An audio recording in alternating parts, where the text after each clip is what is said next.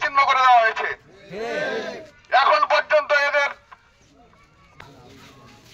আজকে সম্মানিত সভাপতি উপস্থিত আছেন আমাদের দল। এখানে আইন এবং সাংবাদিক ভাইদেরকে বিশেষভাবে অনুরোধ করছি আপনারা সহযোগিতা করবেন এবং এই প্রক্রিয়া ইউনিয়নের সর্বস্তরের নেতাকর্মী ভাইরা আসসালামু আলাইকুম।